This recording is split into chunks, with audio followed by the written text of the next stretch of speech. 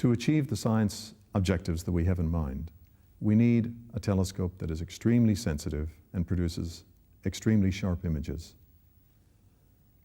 This telescope will be comprised of 64 individual antennas, each 12 meters in diameter, distributed over an area 10 kilometers across. In order to detect the radiation arriving at the Earth from space at these wavelengths, we need a site that is very high and very dry. Well, of course, that was still a proposal at the time, and at that time we still had three different projects. But I was sort of part of the group of astronomers that said, why not work together? You know, why not try and make it into one big project? Het idee was dat ook om in Chili te zetten, terwijl het Amerikaanse project was om dat in New Mexico te zetten. They looked for sites in New Mexico and also on Mauna Kea. いやっていうかそもそもこういう電波望遠鏡でサブミリまで観測しようと思ったら、もうこの地球上で本当にいい観測できる場所は南極かチリしかないです。で1990年代の前半にチリに来てたんですね。でどこに作るといいかっていうのを多分最初に探し出したのは日本人のはずで。Empecé a participar en el año 94 en las expediciones japonesas en la búsqueda de terrenos propicios para el interferómetro que ellos estaban planeando. Aquí no llueve prácticamente nunca. A eso se refiere con el desierto más árido del planeta. Uno de los lugares fue Río Frío, otro de los lugares era un valle bastante, no me acuerdo el nombre en este momento, pero cerrado entre montañas, que entramos al valle y cuando veníamos saliendo nos dimos cuenta que era un campo minado, porque los lecheros estaban al revés. So this project kind of went ahead, and it was called the LSA, the Large Southern Array, which is basically the European interferometer in those days. We started to do some site searches for it. So we found the site. So we were there at the same time, more or less, doing the site test. And the Americans had their old project, the MMA, the millimeter array. Yeah.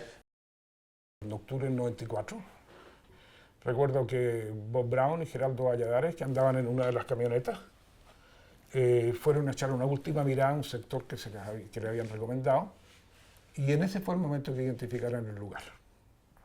Bueno, que era un plano de como 15 kilómetros de extensión, con cerros entre medio, pero había un llano que se podía prestar perfectamente para la instalación de un interferómetro. Llegaron muy entusiasmados. So for a while we had 3 site characterization projects going on. The Americans at Chajnantor, us in Pajonales, and the Japanese in Rio Frio. So in the end, they did come to agreements on maybe joining these projects, merging them, and getting 3 times the budget, 3 times the money to build, you know, the next generation millimeter interferometer or millimeter observatory. And we found the site that we're looking for. It's an area called Chajnantor in the Atacama Desert region of northern Chile. It's at an altitude of 5,000 meters, and when this telescope is complete, this will be the highest continuously operating observatory in the world. I remember coming into this to the meeting room, and there were all these pictures of the Chajnantor site on the wall, basically saying, this is it. El lugar se defiende solo. Esa fue la expresión. 若い子はダメですよ。上は5000メートルよりは酸素が必要なんで、年取ってくれば取るほど多分楽なはずで、酸素必要ないのでお年寄りの方は。だから本当に若い頃はしんどかったです。Indescriptible. No hay palabras para describirse. El cielo lleno de estrellas, hasta debajo del horizonte están las estrellas, como decirte. Era una cosa imposible de describir, realmente maravilloso el lugar. But I think that one should never ever forget that this place is sacred. And it's called Chajnantor, which in Kunza means the land of departure for the Atacameños.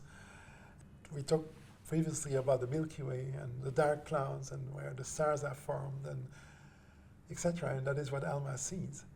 This is also what for the Atacameños are the constellations. And they don't see the stars, but what they see is the animals in the Milky Way, so the so-called Yacana. And when I realized that, I said it's incredible that Alma is exactly doing that and essentially observing the Yacana. And to me, there was a strong connection there that I found incredibly deep, and I don't think it's by chance that it does exist. La gente viene 3, 4 días y se quiere ir, la mayoría. Disfrutan el paisaje, disfrutan el ambiente, pero nadie se queda. En cambio, aquí la cultura atacameña se quedó. Entonces son muy antiguos y esta antigüedad es lo que le da un valor para tratar de entender un poco el futuro. Nos encontramos en un lugar, en un sitio sagrado, porque este sitio sagrado fue utilizado por los amautas, donde acá ellos hacían las observaciones del cielo, pero a la vez también transmitían sus conocimientos a las futuras generaciones. Esta roca es conocida como el reloj calendario agrícola o el reloj del tiempo, donde las estrellas están ubicadas de tal manera que van marcando un calendario. Vivo acá en Catarpe, en la casa de mis bisabuelas, de mi abuela, de mi papá.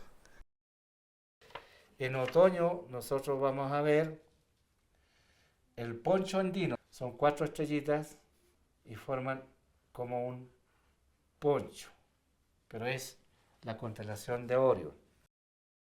En la Vía Láctea, o Wilcamayu, ¿no? Está la llamita, está el zorro, el pato, el hijo, el sapo, la laguna.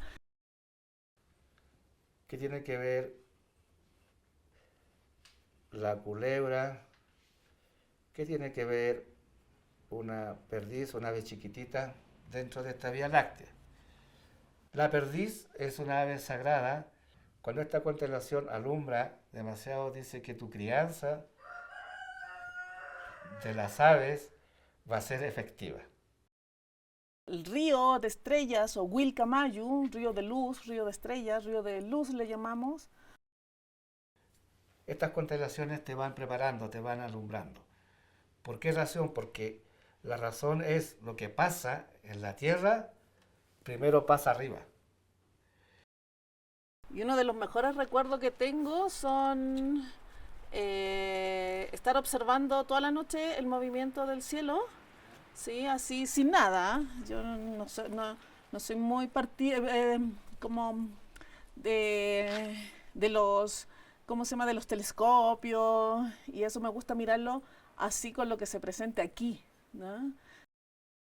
Mira, los recuerdos más antiguos que tenía yo de mi abuelo, y él miraba al cielo, y él estaba observando el cielo porque decía que él ya se iba a ir de viaje y necesitaba saber cómo estaba el camino, cómo iba a estar el paso para poder pasar con sus animales. Entonces yo le decía, pero ¿cómo tú puedes predecir? ¿Cómo tú puedes decir eso sin ir para allá y verificar allá, po? Y él decía, no, las estrellas me dicen. Las estrellas me indican el camino.